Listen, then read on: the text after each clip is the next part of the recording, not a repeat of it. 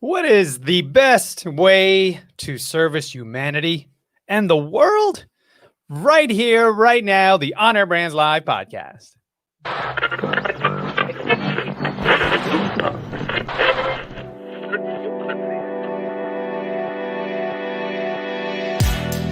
You are now tuned in to the On Air Brands podcast.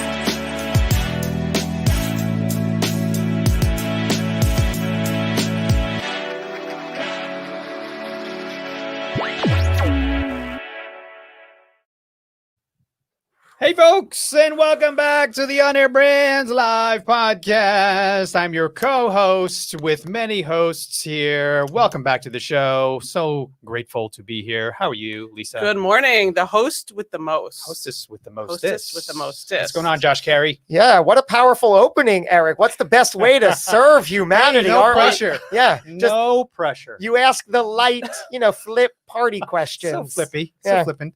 But yeah, we're gonna get deep on this episode if that didn't frame the picture for you, because we have an amazing guest coming on board very, very soon. But before we get into that and those topics and dive deep, Josh has something that he wants to share with us. What's today, Josh? Today in the United States of America, it is Veterans Day. And we just wanted to give a shout out to the veterans out there, including my very own father, David G. David G. Who is always a good part of our system here. And certainly my role model and mentor. It's Veterans Day, so much love to you. Much love to each and every person who serves this nation currently and has served. So we greatly appreciate and love you very much. Thank you. Thank you. Thank you. Shout out to my dad too. Army, representing the Army. Yeah. Your dad is representing the Navy. Navy. Oh, there you go. So I'll show. There's a shout out for my brother-in-law who's in the Marines. So we're Okay. representing him. Air Force. Let's get Anybody? it all. Yeah. Coast Guard. Oh, well, Isar was in the he was in the Israeli Air Force, but Okay. yeah. All right. So We just took a left he turn. It's served all a different good. nation. That's okay though. So talking about serving humanity, but Yeah. seriously, there we go. Yeah, I think we're going to get pretty deep because the myth that's here on the show today wrote a book called The Essential Revolution, and I think we're pretty honored to be here with him today because he's launching his book with us. From That's my understanding, amazing. right? So today is his virtual launch. Yeah, 11/11, and if I'm not mistaken, in a few minutes it will actually be 11/11 at the time 11/11. So Yeah. if somebody could please ping us when 11/11, maybe Jake will come on camera to give us the 11/11 just for fun, right? Right, Because Absolutely. if nothing else, it's fun, isn't it? It's so funny because we started the show at 11, but then it's going to get even more 11-y. 11. Right. A lot of ones. So if Lot you of wonder where to get your fix of 11s, you're in the right place because in about 8 minutes, it's going to get very 11. And that only happens once a year. So this is it.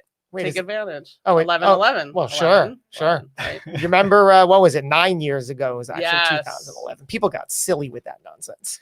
So yeah, today we're gonna dive deep because Michael Guinness wrote a book called The Essential Revolution, and on his website, The Essential Revolution, it says November 11th, 2020, the Essential Revolution begins. So Wow. with that, Jake, let's bring on our dude, Mike Mcginnis. ¿Cómo está, mi amigo? Pura vida. Como decimos en Costa Rica. How you doing? This is always the trick, right? Because I know about 10 words in Spanish and I could fake it really well. And he's calling your bluff. And everywhere I go, yeah. I was in Japan too. I'm just a mimic. I could parrot anything and any, I do impressions and stuff. And then people automatically, and I'm like, oh, And sorry. you're standing there. But yeah. I'm aware that you speak Spanish, my friend. That's why I did that. And thanks for being on the show, brother. Thank you for having me. Thanks for you guys are the first big ones that have me on the day and launching the book with me at 11/11/11, whatever it is. All those numbers. That's cool. That's great. Congratulations on the book, by the way. And Thank a little you. connection here. Mike comes our way via Amanda Johnson, who is from the comment section fame right about now. Everybody can, there she is from the comment section fame. So I know you come to us via Amanda Johnson. I have a wonderfully wonderful, rich history with Amanda myself. She is also helping me complete my book, which is I was just talking to the team about it prior. I'm literally 20,000 words into my book, which is about halfway or so, which is pretty good. I'm very proud of that feat. But March of this past year, I got sidetracked. I don't remember what happened in our life that March. Something significant in March, but I don't know why it was March. No, but seriously, March came and that just derailed me. And I'm just happy to have picked myself up through this journey and through what we're building here with PodMax. That I just still have yet to get back into the groove of getting that book completed. But so Amanda's been my editor throughout the process as well. Safe to call her your editor in chief? Something. I mean, I even qualified that before. To call her an editor is sort of downplaying that role, because we would meet every single week and she'd give me specific, tangible feedback on my written words, and we were just basically, building the book together. So Is she more like I call her the orchestrator of orchestrators. Sorry. yeah, you're right, Lisa. Go ahead. Yeah, like an accountability partner as well. Oh, for sure. Because every week I'd want to make sure to get my words written, Right. send her the next chapter, and then, she'd review it, and we would meet for an hour, and it was just fantastic. It was legit. So yeah, folks, we're going to get into a little bit about Mike Mcginnis and what he's launching today. Mhm. But Mike, give us a little bit of a backdrop about Mike Mcginnis before the book was birthed. Mm. Yeah. Well, I've lived in Costa Rica for more than half of my life. I've been here for 30 years now, and Wow. I've lived an interesting life of ups and downs and different paths, and and this most current one has led me to the writing of the book, which I would call it the path of my we'll call it spiritual awakening, for lack of a better term, which isn't for me a woo-woo thing so much. It's a real thing. And I believe that I know what's happening on the planet right now is pushing us all towards the same in some way or another. And that's basically where I'm at today. And the past was crazy, and it was beautiful and awesome and scary and all of it, but it all led up to this moment. And I'm really grateful for that. Thanks. Yeah, the past is always the past, right? I mean, like right now, the second, I'm getting like Neil deGrasse Tyson when he talks about like, you're talking to me from the past. Good. I am like 0.0001 seconds behind, but yeah, Mike, it's definitely a topic that we sort of scratch the surface on, and sometimes dive into the psyche and the mental stress or health of individuals, especially during these crazy times where there's a lot of noise, there's a lot of things going on in the world that you can get caught up in. And how do we navigate? How do we stay healthy? Does your book sort of broach those topics and offer solutions or tips? Tell us a little bit about the mission behind why you wrote the book, and then you can get into what it's about. Yeah. So the reason why I wrote it was I was called to help others achieve or move forward in we'll call it the path of that awakening out of what used to be and into a better version of yourself. And that's sort of what happened with me in a big way. And it took me out of what we call service to self, the small s, to service to self capital S, and meaning the one that is all of us, actually. And it's a deep conversation, but it's something that happened inside of me, and it's available for everybody on the planet, and it is going to happen to everybody on the planet. When and where and what lifetime is not for any of us to say until we choose to walk down that road.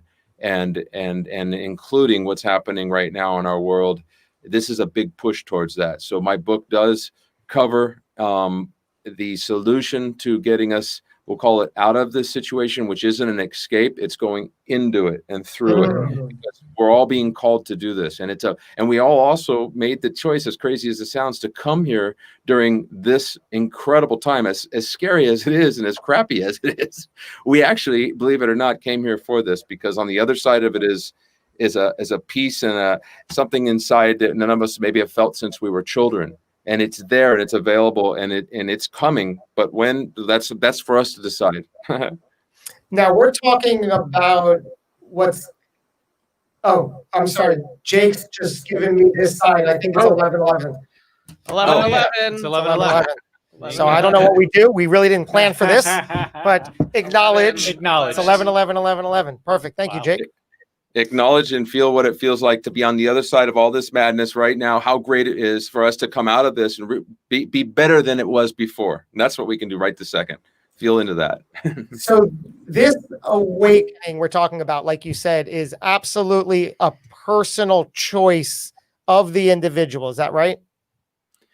That's correct. It needs the person to, at one point, voluntarily say, okay, I've hit my bottom, we'll call it, and that bottom doesn't necessarily have to be a drug addiction, alcohol addiction, sex addiction. It can just be, I'm done feeling like this.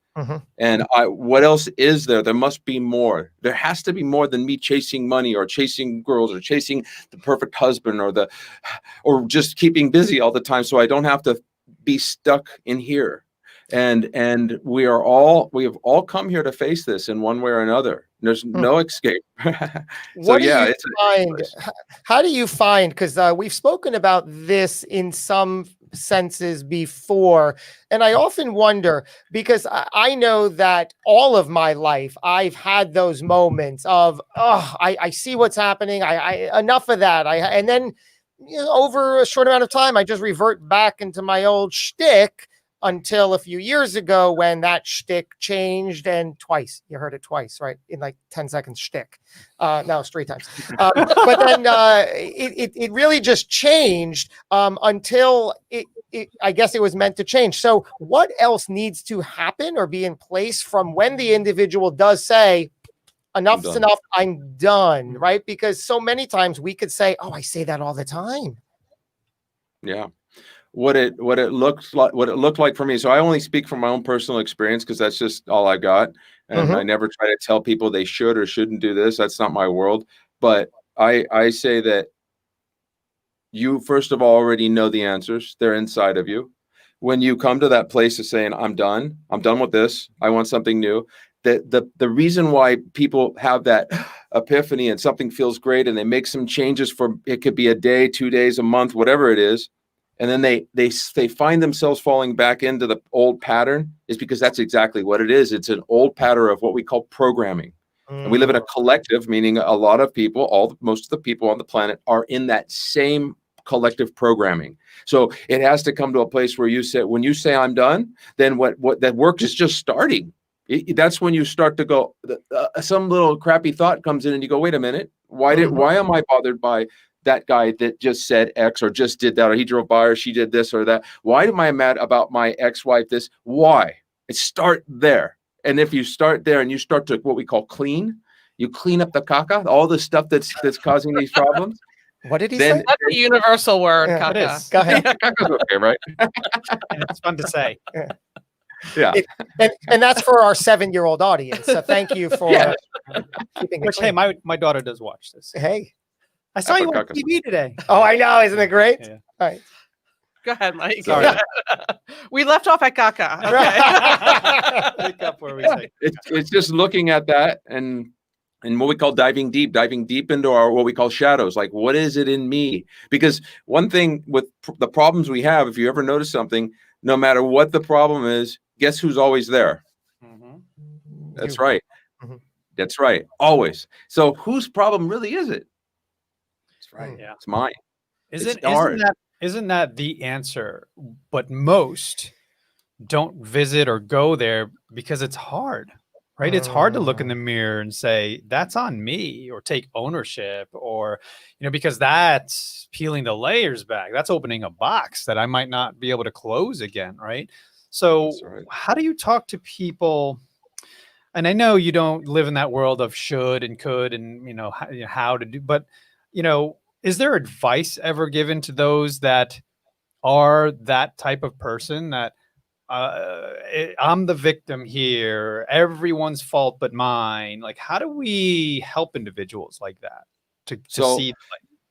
yeah, that's my book. That's what it's about, really. It's about, because the victim mentality is the reason why are where we are at right now. Victim It's the mentality. reason for all of it. It's the reason for everything even before this. Every problem we have, it's because we're pointing the finger outward. And what we got to do first of all is we have to get to a place where we're not so concerned with them, because there are some that are going to say, I'm not ready. No, it's your fault. We have to actually let, what we call it, Dimitri, the main character in the book, calls it, let them go in love. Meaning, at some point, we've got to separate ourselves from those who are doing that, because if we don't, then we're going to stay in that, we'll call it a vibration, right? So we're staying in that vibration. If we stay in that vibration, it'll get to a place where you won't be able to anymore. You will have to exit yourself from the presence.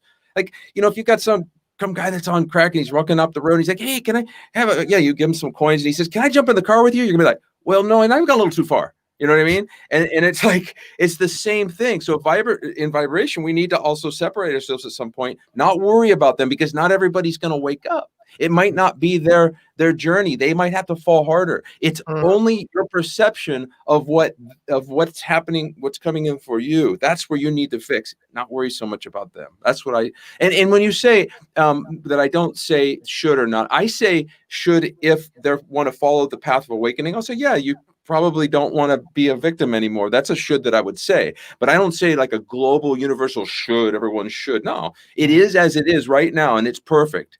Even the crappy stuff, it's okay. There's some perfection in everything that's happening. I always say the drive-by shooter is in his perfection. As crazy as that sounds, that's not my world. I want nothing to do with that. I don't want to be around them. I'm going to help. If the brother comes up, says, hey, I need some, okay, here you come on. But I'm telling you, there's a reason why each and every person is doing what they're doing. It's crazy as it sounds. It's perfect. Wow. Yeah. If you get there, then nothing bothers you anymore, right? If you can literally get there and know that, then it's the game over. You're like, okay. So that's basically, you're saying that if you get there, meaning if you get to the bottom and you start climbing back up, right? The bottom is there, and then the journey back up. So my question is, do people hit the bottom multiple times? Sometimes it might be hitting bottom harder. Sometimes it might be softer, that, it's not, this big grand awakening. But, is that something that if we really pay attention to our life, we'll see that, it has happened multiple times. Sometimes it's just more impactful, or we can feel it or see it more. Yeah. The character in the book, we'll call him the leader of this new world. He says that he suggests that people to call this your bottom. So we could call whatever it is that is, it's like this place that we're at, this is the bottom right here. This is it. I refuse to make another. And some people do have to hit it again and again and again. And, we can use really nothing really exists until we say that it is. There is nothing there. So if you could say he had to hit a bottom again and again and again, because the comeback up is going to be so great that way. See, we can actually change our perception of like, oh, poor him, he's hit the bottom 7 times. No, awesome. Because on his way back up, it's going to even be better. See, there's something that's having an experience through us, and that big something is a capital S. I'm going to put it that way instead of using woo-woo words right now. And that thing, it's just loving it all, because it's having the experience of its own, what it is and what awakening is. Because when you get the goosebumps because somebody says something inspiring, guess what that is? That's the big S speaking, coming through you. You're having an very powerful experience at that point. So all of these things are, as crazy as it sounds, necessary in a way for us to really find out who and what we are. Would you you reminded me of a book that I read a long time ago. I want to say it was called The Unconscious Evolution or something. I got to find it, and then I'll put it in the comments here. But it talked about, and this is kind of reminded me of that, everything you're talking about in your book and where we are in this, metaphorically speaking, crossroads in the world, where we can either evolve as a species and a consciousness for good, or like in a cocoon state, like butterflies in a cocoon state. That's where we are right now. Or we could just stay there and rot, or turn into a butterfly. Is that making sense? Is that sort of something in alignment with some of the messages in your book? Like, we are now at a point in time where we're either going to evolve and metamorphosize into something beautiful or not. Yeah, and it is like that. And one could say that it's when is it going to happen? Because no matter what, we are going to evolve out of this age. And the question is it going to be 1,000 years, or is it going to be 5 or 10? But what it requires is something called unity consciousness, meaning that we all get together and we say, okay, basta, we're done with this. This is what we're going to do. We are going to join hands, and we are not going to let whatever that thing out there is that's trying to affect us and bring us down with negative vibration. And that means the people who are right now doing this, that means it is going to happen. Is it happen now, or does it happen after we've destroyed everything? Mm-hmm. Again, this is for us to decide. And that's what this book is about as well. Yeah. So important. It's so important because I 100% subscribe to what you're saying so far. And the constant battle is I feel outnumbered. I feel like 1 out of 100,000 people are against what I believe in. And whenever I step out into the world, I see something that I don't agree with. And I'm like, how do you change all of these people? Like, okay, well, I'll start with myself. I'm going to start working on myself and put that positive vibration out there. Because I really feel like we are at a time more than ever, Michael, and I'm guessing you agree to this. There's so much divide. There's so many reasons for people to hate each other. And they're like, I don't like you because of this reason. I don't like you because of that reason. I don't like the color or this or your politics or this or a mask or not. It's just so many reasons. When has that ever happened in humanity and in the world? Thanks, social media. Yeah. But I think it's a lot of it is also the messaging. So if you stop, whether the messaging is what you believe in or what you don't believe in, just stop listening and change your attention, then that, to me, that's also a way to say, okay, I'm not going to feed into, what people that agree with me and don't agree with me. Exactly. I'm just going to watch or pay attention to or take in something else. What do you subscribe to? And I know Michael had something to say there, but I just wanted to throw a thought, and you can either take this thought or run with yours. But I'll never forget, there was this video of Ronald Reagan, and he was giving this press conference, a State of the Union, and in there he started going down the path of, and it was almost like he was going to reveal that there's other life out there and evidence of it, and he's seen it, but he kind of just tiptoed around it and said, what if there were something to land on the planet?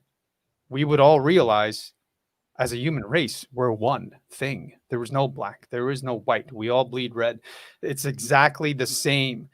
We need that. We need the, what's the word I'm thinking of? The context. Right. We need context. We need something to gauge that. Wait a minute. Put it in perspective for us. We're the same. We're all the same. And why are we not acting as such? Why do we act like we're all completely different? Right. And I'll tell you the answer to that is that a lot of people haven't been touched by something inside that where their heart opens up and realizes that whatever that person's doing over there, is they're doing the best. Whatever they did to me, supposedly, they were doing the best they could with what they could with what they had in their toolbox at the time. And so it's all about this blame game, and that's what's happening when you see this one's against this one and that. And for me, I'm guilty of it too, because I do not like freedom being taken away. I'm a really, really about like, wait a minute, this thing's got to slow down here, And so I do get a little agitated when I see the ones out there that want to tell me how it's going to be and who's going to be putting what in my body. That stuff really, and so I'm guilty of getting a little pissed off too sometimes. But I have to like come in here and go, okay, wait a minute, these people, they're doing the best they can with what they have.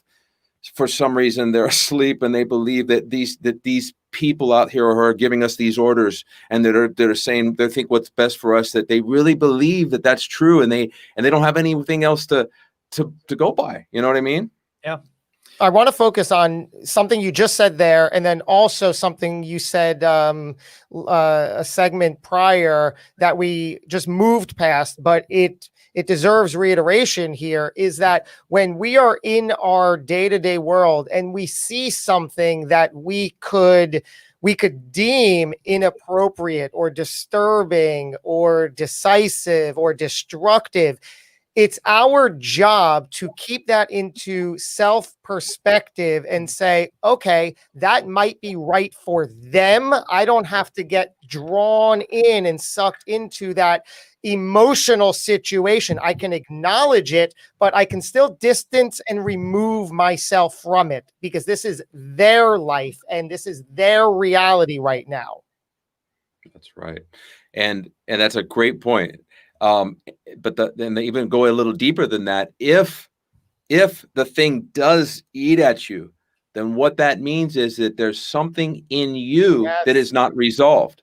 Like there's a certain man out there that a lot of people have a problem with right now. I've never had a problem or liked or anything. I've just been kind of neutral. Yeah, but there's something in that person that reminds him of their father, or he has too much and has whatever it is. But you see, I don't have that. I've had it with other people. I've had my own stuff with other situations. Sure. But if that's there, then that means that it's a mirror. It's mirroring something inside of you that has not been resolved every single time. Are you willing to look at it? Well, that's the question, right? Correct. 100%. When I got to that realization that if I see someone or something that's happening that I don't necessarily agree with or angers me, I started to only realize recently that, okay, what is it about me that I need to fix? What is it about me that I'm projecting onto that situation or person that I need to fix and figure out? So I think that is so heady, or that is so difficult for others to sort of grasp and realize. Like I said, they don't want to open the box. They don't want to look in the mirror.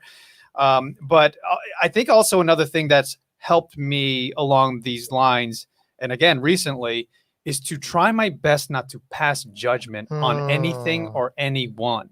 Because once you start to put labels on things, then you're stuck with that belief and you're not being empathetic. You're not figuring out what is their story. You're not even giving them a chance to have a story. I'm not going to pass judgment on you. You are where you are because most likely, if I were born of your parents, lived in your house and your environment, and all the situations happened exactly the same, I probably would make the same exact decision you made. Yeah, and they're what I liken it to is the word trigger. Sure. Like it's people trigger you. But what's important to remember is just as much as you trigger other people. And I think, with clients, I have this all the time where they have a reaction to something and I have to, in my mind, go, it's not me.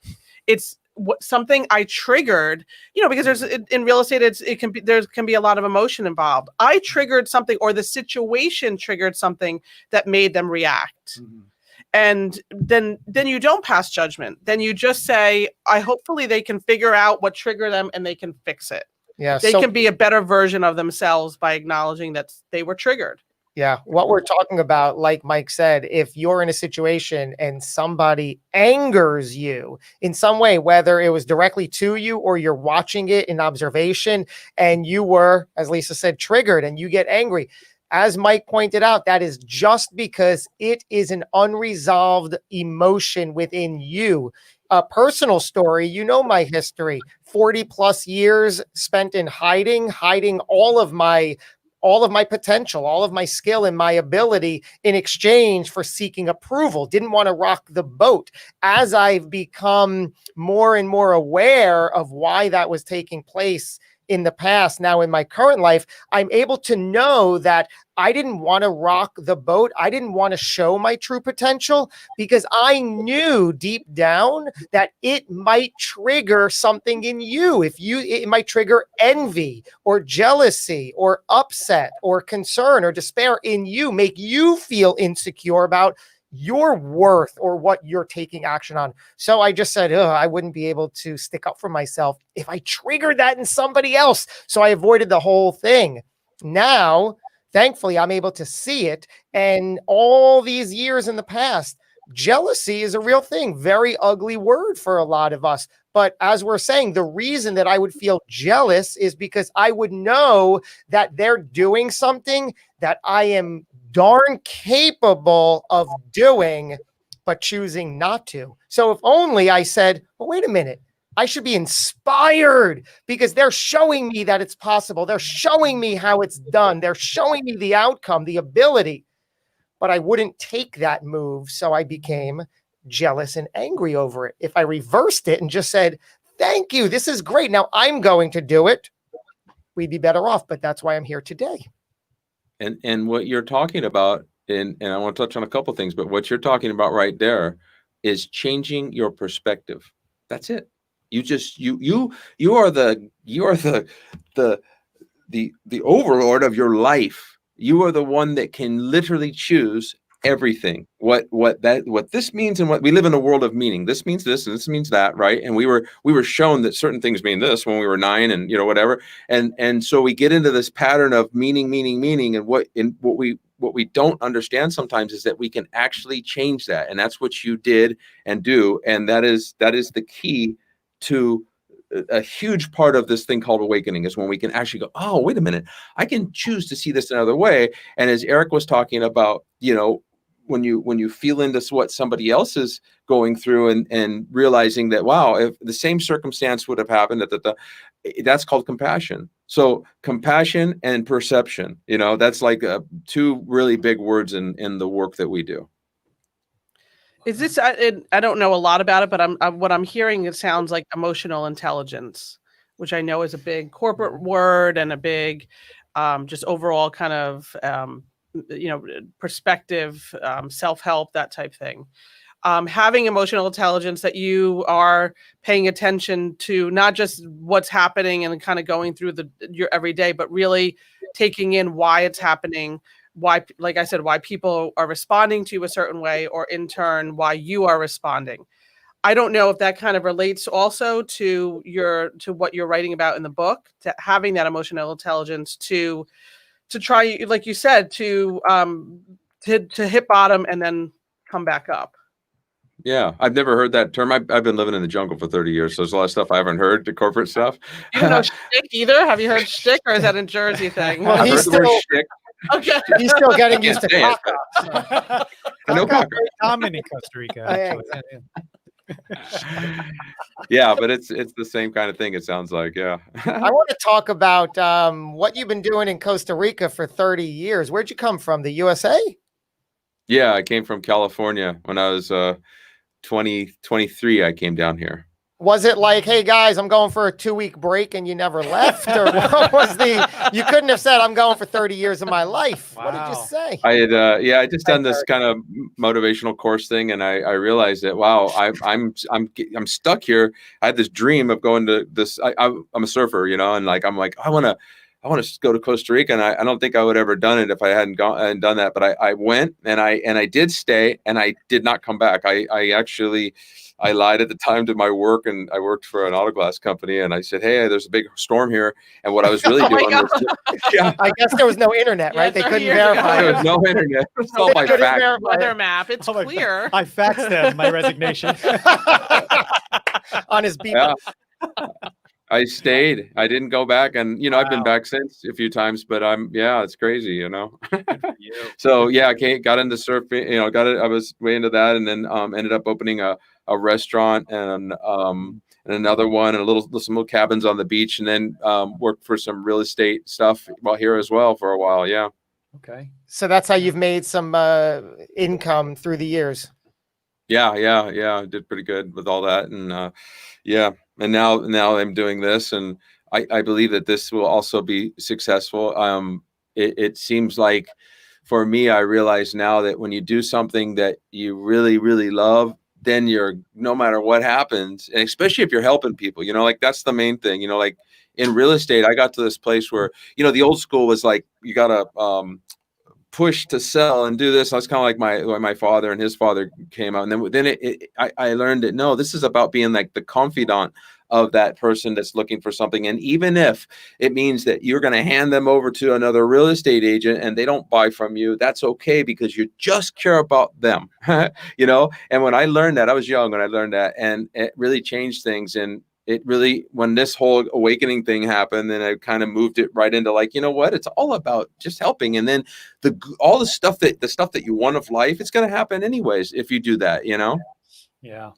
I'm glad you got there early, because I only got there recently. Yeah. And it changed my world. It changed my universe when I adopted Very that, you know, lifestyle and that belief system.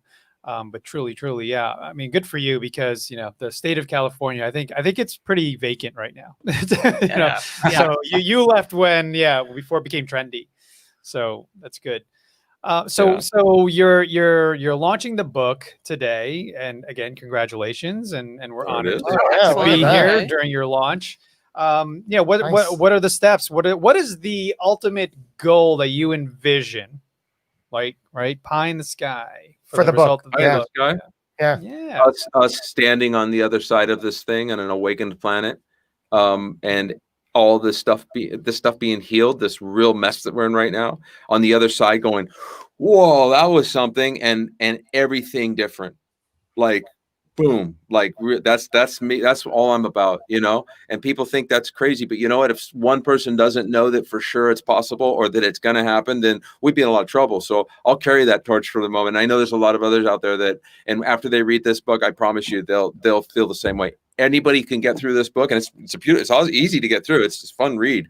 But like, if you get through it, you will inside be touched by something, and you will know that this is possible, and not only possible, inevitable. Oh yeah, where have we heard that before, right? From probable to possible to inevitable. Yeah, our man Hal Elrod. Go ahead. Yeah. Who? Right, Hal Elrod, The Miracle Morning. Oh. Yeah, Cool. You recommend a book to us. We recommend you to this book here. Awesome, I love it. Okay. Yeah, he's changing the world as you are. Beautiful. Yeah, so that is the call to action. I'm definitely curious and interested in jumping into your book. I don't often get an opportunity because it's business, right? We're always reading business books and strategies and tips. But this is going to be a nice sort of seemingly break from it, even though there's a deeper message to it. What made you deliver the message in that form rather than in another one? That's a good question. It's funny because what happened was there was a sort of a download, if we'll call it that, of some information of what would end up helping us. This happened about, I'm going to call it 4 or 5 years ago, and it was real strong. And it had to do with a piece of technology that needed to be created that would help others awaken. And I didn't know anything. I still don't know anything about technology. I mean, for me to get all this stuff set up today to be on this thing was its own challenge. You know, and here I am being told, like, and there's like a voice that speaks to me, and we all have the voice. I'm not special, but we all have it, and it just depends if you can hear it. And I've tuned into it, and it's like, no, this is the thing. This is how it works. I'm like, whoa. And I actually invested money into it, but I didn't know enough about any of the stuff. And I'm like, you know, I don't know if I can do this. And it says, oh, really? Okay, here's this. Bam. And it just gives me this book, this fictional story about it doing it and how it happened and all this stuff. And I'm like, oh, I think I might be able to do this. And I doubted myself, and we had like some people over one night, and I'd done a few chapters, and they were friends, and they're like, "Man, this is good." And I go, "Really?" Because I've never, really sat down and read books before or anything like that. And it ended up working. And hiring Amanda was a huge help for me, because wow. I mean, I got the draft done, but she puts things together and helps you take what's out that's not necessary, and has all the people, and that was like a huge help. So that's how the thing came through. Is you're going to create this novel, and you're going to, there's like probably going to be 3 parts to it, and that's how it happened.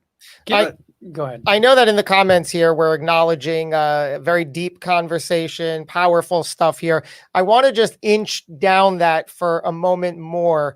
Is that when we're talking about awakening, is it black and white? Either you are or you aren't? And are there different levels of it? And once you are, is it game over, congratulations, or could you resort back to, okay, now you're not? In my own personal experience, once you, we'll call it, once something has hit you, something that you've done inside that either happened or whatever, and it made you go, and you had that big whoa, and it's just a thing, right? That happens at some point, and it's big. Once you have that, you want to keep that, we'll call it vibration, the way it is. And what happens is every one of us is programmed, all of us, to be in a lower, maybe call it lower vibration, or to think that things are a certain way. So as I clean more and more, it's like an onion, and you peel back one layer, and then you peel back another and another and another. And so when we ask, like, is it something that ends? No, I think as long as we're in the human body, we have work to do. That's the way I would say we came to planet Earth. So the idea to get is this: you are a pure soul inside of a human body that came out as a baby that didn't know anything. So you choose to come in ignorant, like, what is all this? And then you learn from a disturbed world the way life supposedly is, and your reason for doing this is to step out of that and in this inspiration into what we'll call God or whatever that is, and it's not a man with a white beard that makes rich people richer and kills babies. That's not a baby. It's not about that. It's actually a force that is everything and all things, and you are it. And as you clean more and more, that diamond within shines more and more, and it comes out, and you just want to keep cleaning more and more and more so that you can live in heaven on earth, because that's what we are in right now. It just doesn't seem that way. Your soul is perfect. All the answers are inside. So I don't know if that answered the question, but that's what I meant. And is there a time where you're like, oh, he's more awakened than me? No, I mean, there's just different places that people are at. Like I got this thing in my head where I always think that it's the end of the world. Every time something happens, we're fine. We're screwed now. Okay.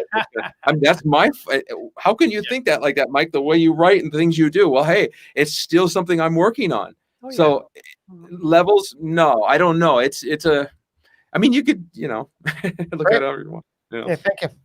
There's a good metaphor I heard recently that resonates and connects with this. What you're saying, Mike, is if we look at ourselves as ice cubes, right? And we go through life as this cube in our own systems and beliefs and contain, but if we allow ourselves to melt into the ocean, into the collective, which I believe personally, that's what heaven is, right? We are this one body of thing and collective. I mean, how do you explain certain things, right? Oh, that's a coincidence. I don't believe in coincidence. Oh, you called me when I was thinking of you. There's for a reason, right? There's frequencies out there that we can't see. Yeah. It's funny because we believe in, like, I'm getting a text message, right? Or I'm getting an email. I don't see the zeros and ones. I don't see the words flying through the air and landing into my phone. But meanwhile, I'll believe this works, but I won't believe in a connection with humans on the same level. Why is it that so difficult to believe in when meanwhile technology is like science versus tech or religion versus technology and science?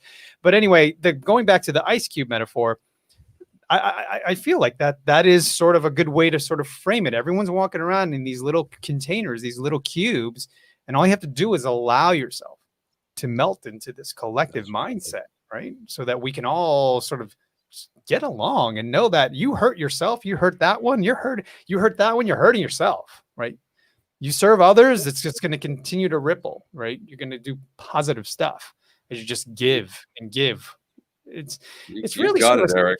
It's a simple formula, and I wish people just would all adopt the simple formula. But there's too much fear is really the toxic nature of all of this, and what's driving it all is fear. And I know, and from gathering from what you've been saying behind and between the lines, you're in agreement with me, I'm sure, is I don't agree with fear being weaponized. When you can weaponize fear to control people, I am not subscribing to that at all.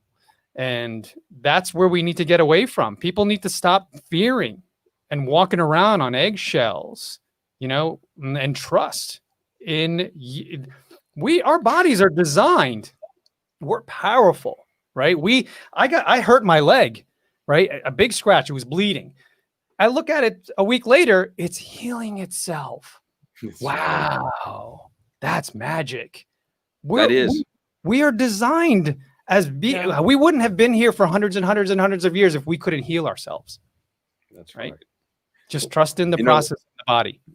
That's right. The doctors, it's a funny thing you talk about healing something. Even they don't know. They'll all admit it. They'll say we sew them up, and we don't know that part. What happens when it does this? And that is it. It is a miracle. It is magic. And when you use I like the ice cube thing, but I would say that what we're really doing when we let ourselves melt is we allow and we become okay with what is. We get out of resistance. We say yes. We say yes, that's happening. Okay, I see that. Doesn't mean we gotta be a part of certain things, especially the fear, the like you said, militarizing fear and this kind of stuff. This is, man, that's when the other, I call it there is a darkness. There is. So we're living in what we call duality. There's light and there's dark, and that is a fact as we're here on planet. Is it really true, real, universally forever? No, because we are living, as crazy as it sounds, in an illusion. We are, if you look at quantum physics and you can see that nothing is actually solid, it's because we are creating everything through our perception. If I say, well, where's Mike? And you point over here to me, the truth is, no, I'm actually you're creating me the way that light, it gets a little heavy, light reflecting off the shadows in the room. And yeah, that idea of melting into yes, okay, that's going to give you peace that you've never had before, right? I love that, what you're saying, because I believe in that. And this is going to sound weird to most people, but there is no reality. Go ahead. There's no reality. Reality is a perception, right? An individual's perception. Everyone has their own reality. So when people are like, hey, this is what's happening in the world, there's this, there's that, not really. It's your context. Mike living in Costa Rica is probably experiencing something a lot different than I'm experiencing here. Maybe we should find out. Just firsthand knowledge. Yeah, is everything safer there? Because I'm coming to you. You might be Come on down. You just found out 30 years before us. Right. And then we go, and now it's 2051, and we're still there. Welcome to On Air Brands Live. We're shirtless. We're in Costa Rica. You're right, Mike. You got us for 30 years. What are those tooth necklaces on? I'm surfing. Right. We're like the professor and Gilligan. It's like, boy, did Eric age. He got That's funny. Yeah, I mean, reality is what you create. Reality is how you perceive it. Reality is what you want it to be. And the narrative. It's all it's what you subscribe in, what you believe in, what's your core belief, and what is it aligning with currently. It's up to you. That's your choice. You decide what your reality is. And I think what you were saying about fear is what happens is, or what I'm sensing, and what I think we all have to push back on, is that we get into this fear mentality, and then it's like you even fear stepping out of your own comfort zone because everything else, there's fear being created in the universe around you. So is it fear to even talk to someone, to introduce yourself to someone? Maybe it's a teenager wanting to ask another one to go to have something to eat. I mean, where does it end? It just creates this whole fear mentality. And I think we just have to get beyond it ourselves and remember that, that we create our own destiny. We can push through and don't become fearful, become fearless. I mean, fear is a necessary thing, right? Sure, that's how we survive. That's how we all got Don't run into the burning building. You need it. But don't let fear take over your body to the point where you're immobile. Right. Where you can't do anything in life. You can't step out of your house. You can't, you can't talk to that person, or you can't get in your car. What kind of quality of life is that? I choose no. My choice, no. And it's and what happens is, once you make that conscious choice, like, oh my God, I've been immobilized by fear here. I don't want that to be the case anymore. Great. Now you make the conscious choice and effort to work through the fear. Whenever you observe it, just take the steps to conquer it. I was in Vegas a few years ago, and since I, at that point, had taken on the role of hidden entrepreneur, which is founded on the premise that I used fear my whole life to do just the opposite. Now I couldn't. So what did I do? I looked at that stratosphere building, 800 or 1,200 feet up, where they allow you to jump off, right? Roped, of course. And I said, you know what? I'm scared out of my mind to do it, but I think I should. I think I have a personal obligation. Like, why not? I'm scared looking up at that. Yeah. Come on, I'm the hidden entrepreneur. I got to stay in integrity here, right? I want to make that choice, get through it. And of course I did. And of course you wind up loving it, which most often happens, right? Ironically. So when you come out successfully on the other side, you're like, that was nothing like I envisioned like it was. Right. That's interesting, Josh, too, because is it also the journey down that creates that adrenaline rush that you say, wow, that overcoming that fear was probably more enjoyable than the actual fear itself? Yeah. And also I actually have the 2-minute video, because they give you the GoPro on your arm so you could record it. And I knew going into it that I was sort of doing it for my children, as to hey, look, just always do what you can to conquer your fears. And on the way down, I'm literally screaming in enjoyment, dedicating it to them, which this great smile on my face, this is incredible. It's for you, Danica and Harrison. It worked. Yeah. We always say, if there's something in the whole spiritual world, we'll call it, if there's something that we're really fearing, just you go right through it. And if you do that, the gold is in there, just like you just said. And you pretty much always say, what was I so afraid of? Right. That's so true. But gosh, fear can be debilitating. What's that quote? What you're looking for is on the other side. On the other side of fear. Yeah. Right. Your best something or other is just on the other side of fear. Yeah. And I think it really, the reason we don't melt into the ice cubes, aside from that it's a vulnerability that we have to accept and say, okay, I'm opening myself up to harm, to infliction in some regard, but yet I will still choose for the benefit of. I think it's also the idea that we are so habitual in our feelings and our emotions that consistently run through our bodies day to day, moment to moment, that we feel the comfort of that habit, that the minute we wake up, we're already aggravated, annoyed, frustrated. And that's what our bodies come to expect. So we look for those scenarios and make them so, because we need that release of emotional insight into our bodies. So there's that discrepancy, which is why people just stay in that familiar. That's right. I think we're talking really a lot about the ego, and the ego is just sort of, it's something that all of us have and we always will. And what it's all about is getting in right relationship with your ego, meaning you control it rather than it control you. And I don't remember who said it, but they said that it's when we were given, we'll call it given the ego, or when it was placed in us, it was about fear. And it's because could be a lion around the corner there or whatever. But see, what's happened is we're fine.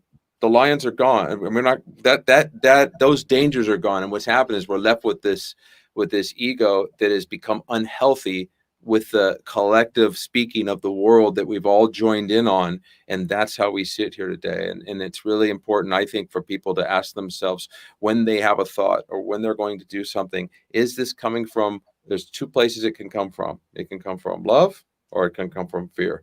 And if you do that every time you have a thought that it's kind of or every action that you're going to take, you can change your life just by questioning yourself, Yeah. Mike, before we let you go, and we're winding down here on our 11/11/11/11 launch. It's our launch party. I'm curious. So if I found the book on the shelf of Barnes and Noble, what was that? You remember those days? We used to do that. Yeah, it's a relic. I imagine in Costa Rica, there's vine. It's covered in shrubbery. Pick your book. Yeah, I yeah, thought the book's hanging off the vines. No, but that's good too. Yeah. But on the back, when it's enticing me and telling me buy me, what does it say on the back? What's the summary of the book? to get people to Is jump it in. really what it says on the back? Oh, yeah, sure. Or your version of it from the top. Okay. Yeah, it's basically telling you kind of a summary of about this man named Marcos Ogabi, who's a police officer who shoots somebody, and a young man, and in a very rough part of town, and the boy comes back to life while he's in the hospital, a young man. And when he comes back to life, he's ready to start a revolution, and he does it first in prison. And his story extends from prison to the mansions of a mansion in Malibu, and how he's taken in, and people are helping him with this process. And it just kind of has a bit of that on the back of it. It's an interesting story, I think. Okay. Is there an audio version of it yet? We're looking for the audio, what do you call it, the actor right now. So we're looking for that. Yeah. Very so it'll be on Audible. Yeah. But right now we have it on the book form and the, the digital, what do they call that? The ebook thing. And it's funny when you talk about it being on shelves, your dream when you write a book is to see it on a shelf someday, or in the airport. And it's like, wow, is this over? Is it over? I mean, I thought, launch party where you sit and sign things in the United States. Yeah, that's gone. And here we are. And it's just a new way of doing things. And I could get all bummed out and say, well, but it's like, hey, this is what life's handing us, Right. I was listening to something recently, and it connects with what you just said, where if we let go of the connection to the outcome and we just fall in the now and just accept what happened, you'll be so much happier. Because what happens is we get disappointed when something that we expect to happen doesn't happen. So if you have less expectations, if you expect less or don't expect anything from someone, like how many people come to you and are like, I'm so angry. Why? That person didn't call me on my birthday. Yeah. Well, if you didn't expect anything, you wouldn't have been disappointed. Right. Simple as that. So the same thing with, and I apologize for you not being able to experience, the joy of sitting, and who knows, it could happen. But yeah, you're right. I mean, that was an outcome that you were imagining to happen, and then, everything got thrown up. But yeah, it's just a tool that I'm trying to, like you said, continue add to my tool belt in order to become a better person, given all the circumstances that keep evolving or devolving. Then, that's how we stay sane, right? And hopefully your book is a tool to help people stay sane during these times. Yeah. And I would say, to that, it is what it is right now. And I'm with you. You let that go and you just, okay, here's what we're presented. But at the same time, I'm ready to do whatever it takes for us to get back to a world where people can go to a restaurant and go to parks and whatever they want to do, however it gets done. And we do that, whatever that looks like, we've got to make that happen, because we're talking about freedom now. And that's where we, like for me anyways, I'm a freedom fighter, like I'm ready to get down on this one. See, because this is what it's about. And there is something out there that is trying to take that from us, in my personal belief. And I will stand I'll do anything to make sure that we you're on the right show, man. Yeah, exactly. So, I didn't have any idea what to expect. I'm going, oh my God, these people are going to hate me. And because, there's a whole other group out there that are like, oh, you can't, say this stuff. And here we are. So thank you. Well, the thing is, here's the challenge with that. And I know we're winding down here is, so as we were talking earlier, the perception and the compassion on that side is that it's for the good, right? It's always for the good. But if we are critical thinkers, right? If we're able to put the pieces together and the information that's given, it doesn't make sense, brother. It doesn't make sense. So just use your mind and figure it out for yourself, and don't listen to what you're being told, because there's something out there that's not making sense. Why is it that I can eat here, but I can't? I'm outside, but I'm inside. But I'm inside of a tent that's closed. That makes no sense. Why is it everything has to shut down at 10 o'clock? Is it that smart?